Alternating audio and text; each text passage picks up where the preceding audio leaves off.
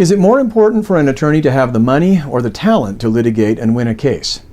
Well, there are many factors that bear on whether an attorney will be as successful as possible in handling your case.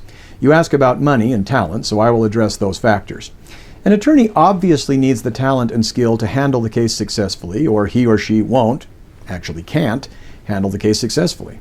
The attorney needs to be solvent and have enough money to keep his or her doors open, or the attorney can't handle the case successfully either. Finally, the attorney needs to be paid well enough to do the job well enough. Fair is fair. Now, there are many people in every trade and profession, not just lawyers, whose guiding principle is get the customer to pay me as much as possible.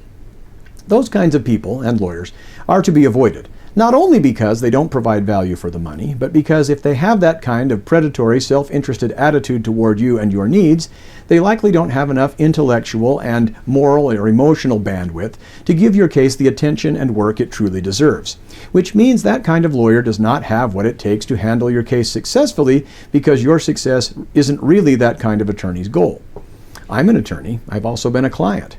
What do I look for when seeking a good attorney for me? Well, first and foremost, honesty and good character.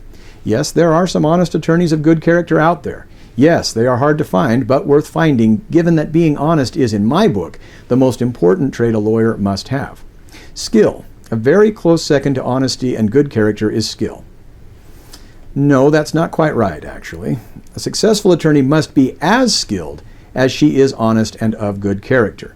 An honest but incompetent attorney isn't going to do you any good, and an incompetent attorney can often make your situation worse than had you never hired the incompetent attorney in the first place. Next, diligence and scrappiness.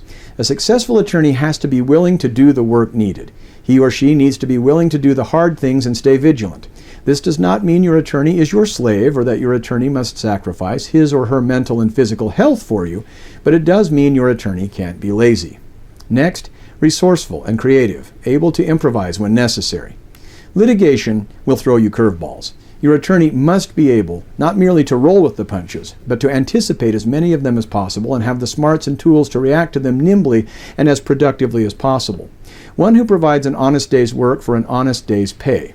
In other words, an attorney who delivers value for the money.